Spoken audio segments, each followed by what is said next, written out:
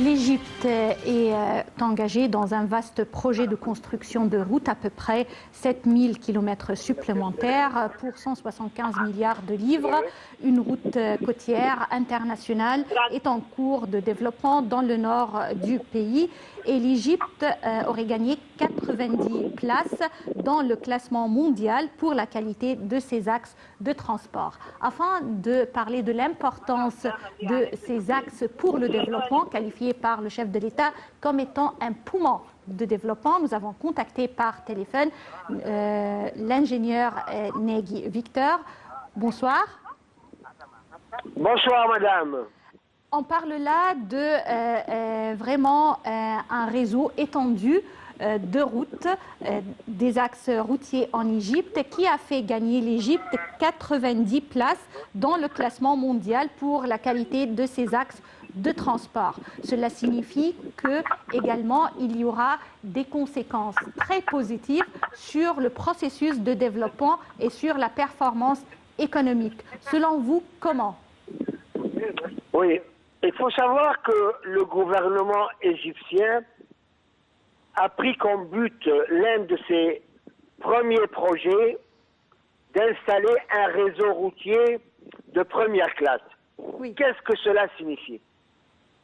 L'Égypte, jusqu'à présent, a construit 7 kilomètres, a construit, comment? 7000 kilomètres. Absolument. Oui. A construit 7500 kilomètres de routes. Ces routes qui sont des routes de dernière technologie, au point de vue largeur, au point de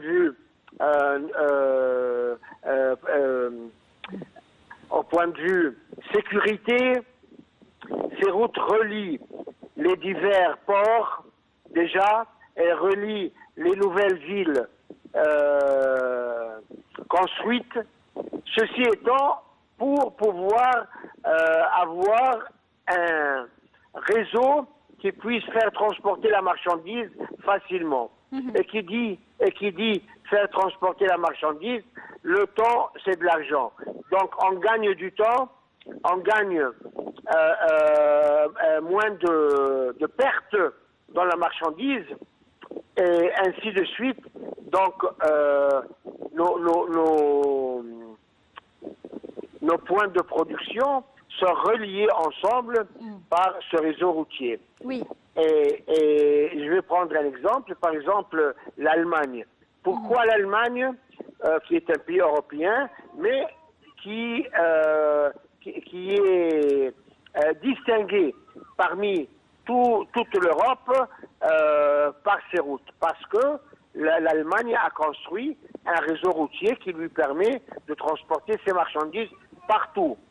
Alors l'Égypte, actuellement, est en train de construire et d'élargir et d'installer des routes vraiment modernes, au point de vue, je répète, sécurité, au point de vue largeur, au point de vue synchronisation, au point de vue signalisation.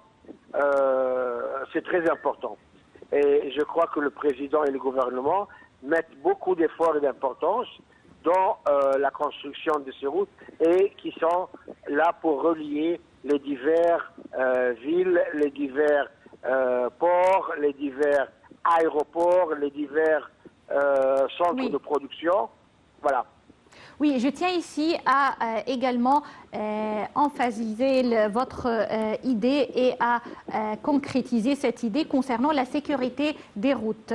Pour améliorer la sécurité routière, de nouveaux radars automatiques ont été installés, cela sur plusieurs routes, par exemple la route de Suez, l'avenue de 26 juillet, et ces radars sont capables de détecter les excès de vitesse et le non-port de la ceinture. C'est une campagne de prévention contre les accidents de la route qui a aussi été mise en œuvre par le ministère de l'Intérieur. Ça s'avère très important de prendre tous les aspects en main, puisque avec les autoroutes, avec ces axes et excès de vitesse, ça peut vraiment engendrer plusieurs accidents. Ce côté a été maîtrisé par le gouvernement, par ce réseau également de radars automatiques liés également à un système de détection de voitures et de véhicules. Comment voyez-vous cette étape? Oui, alors le gouvernement a installé actuellement un nombre de radars très modernes. Et quand je dis très moderne, c'est-à-dire du point de vue technologique. Ces radars peuvent même flasher et prendre des photos la nuit, pas seulement le jour, la nuit. Et ces radars, comme vous l'avez très bien signalé, pas seulement pour les excès de vitesse, mais pour les ceintures, pour les infractions des personnes, par exemple, qui mangent durant la conduite ou qui sont distraits, parce que dans la nouvelle loi de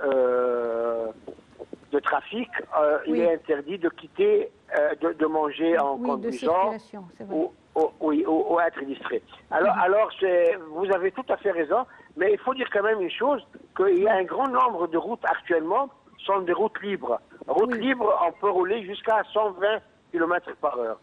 Donc, les gens n'ont pas de raison pour accéder, pour excéder. Par exemple, c'est la route côtière qui existe sur la côte nord.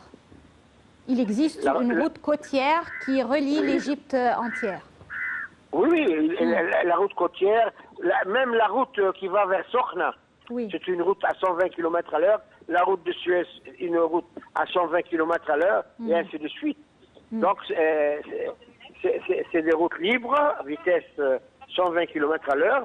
Mais là-dedans, je répète encore une fois, ces routes sont équipées par des mesures de sécurité, des radars, des arrêts d'urgence, et éclairés.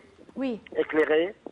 Bien sûr, les services existent sur ces nouvelles routes.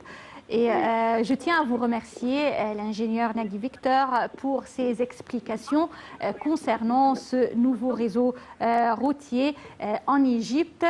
Bien sûr, on a vu que ces axes économisent également le temps, comme l'axe de Al-Galela, par exemple, qui relie le Caire à Maïn Sokhna ou à Hurghada et qui économise le temps, celui de Fouka ou de Dabra, plein de routes qui relient l'Égypte et qui vraiment servent à cette nouvelle vision de l'Égypte et l'amélioration de la performance économique. Chers téléspectateurs, je vous remercie infiniment pour votre attention et reste à vous souhaiter une très bonne fête du Petit Bayram qui commence demain et la fin du mois du Ramadan d'aujourd'hui. Bonne fête à toutes et à tous et passez d'excellents moments avec la suite de nos programmes sur la télé internationale. Au revoir.